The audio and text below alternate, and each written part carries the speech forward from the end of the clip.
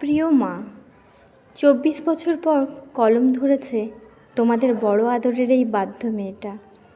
এতগুলো বছর পর কেন লিখছি জানো? কারণ তোমরা আজ আর পৃথিবীতে নেই বলে। জানো মা, গল্পটা খুবই সাধারণ। গল্পের নাম দিতে পারো সুখ কেনার গল্প।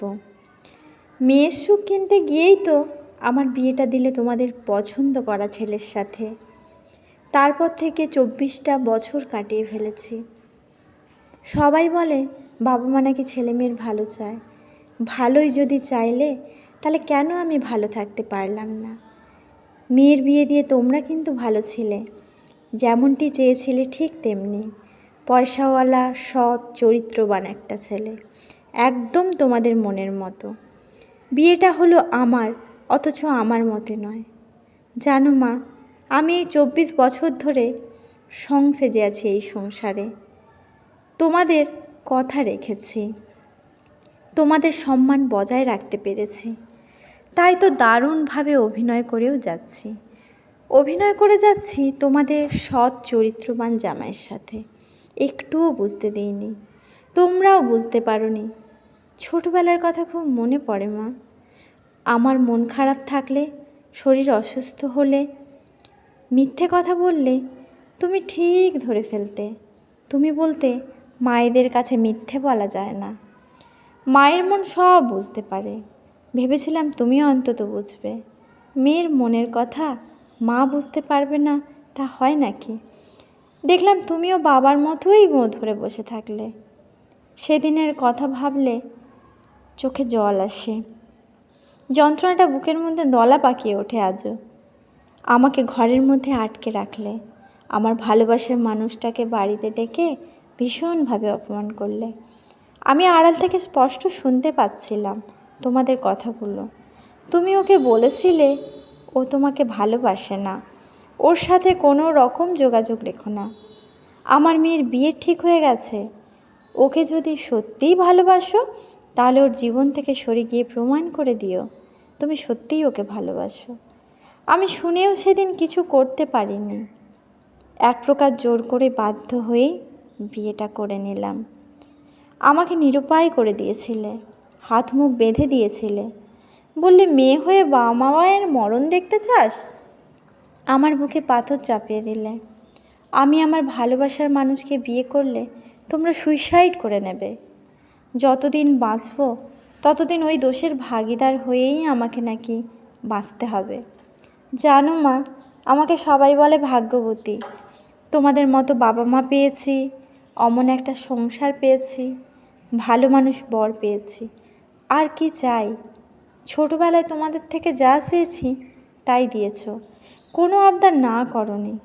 যখন ভালোবাসার মানুষটার কথা বললাম, বললে তোর অন্যায় আবদার তোর বাবা মেনে নেবে না। এদিকে দেখো, আবার বিয়ের পর থেকে আমাকে আর কোনো আবদার করতেই হয়নি। যাওয়ার আগেই সব কিছু পেয়ে যাই। সত্যিই মা, আমি ভাগ্যবতীই বটে। তবে অভিনয় করতে করতে আজ বড় ক্লান্ত। সুখী সংসারে সেরা বউ হয়ে উঠতে বেশি দিন টাইম লাগেনি। তোমরা প্রায়ই আমাকে বলতে বাবা মায়ের পছন্দে বিয়েটা করেছিলে বলে তাই আজ এত সুখী।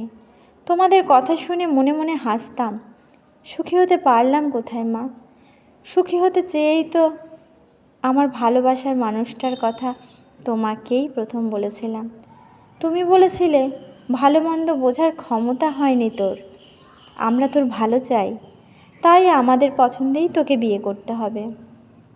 তাই তো এমন একটা সুখের বাসা কিনে দিলে। সে বাসায় আমার গভীর অসুখ। তবে হ্যাঁ মা, আমার জীবন থেকে ভালোবাসার মানুষটাকে কেড়ে নিলেও মন থেকে কেড়ে নিতে পারোনি। 24 বছরে তাকে একটুও ভুলতে পারিনি। তাই আজও কেঁদে বুক ভাসাই। মনের মন্দিরে তাকেই শুধু পুজো করি। যতবার ভেবেছি নতুনকে নিয়ে বাঁচব, ততবারই আমার প্রাক্তনকে আরও বেশি করে ভালোবেসে ফেলেছি। তবে একটা কথা মা, লোক সমাজে, তোমাদের সোসাইটিতে তোমরা জিতে গেলেও জিততে পারোনি আমার কাছে, আমার প্রাক্তনের কাছে। তোমাদের কথা সে রেখেছে, সত্যিকারের ভালোবাসার প্রমাণ সে দিয়েছে আমার জীবন থেকে সরে গিয়ে। কিন্তু তার মন থেকে আমাকে সরাতে পারোনি বোধ হয়, যেমনটা আমার মন থেকে তাকে সরিয়ে দিইনি। জীবনের বাদবাকি বছরগুলো ঠিক এভাবেই চলবো, সুখে জীবনের অভিনয় করে। সত্যিকারে ভালোবাসলে তাকে মন থেকে সরানো যায় না কোনো দিন, আর সরাতেও পারবো না। তবে ভীষণ কষ্ট পাই সুখী জীবনের অভিনয় করে নয়, কষ্ট হয় জীবন্ত লাশ হয়ে বেঁচে থাকতে হয় বলে। কে বলেছে মানুষ মৃত্যুর আগের মুহূর্তে সুইসাইড নোট লিখে যায়? আমার মতো কত অভাগিনী আছে যারা মরে গিয়ে বেঁচে যেতে পারেনি, বরং বেঁচে থেকে কবেই সে মরে গেছে।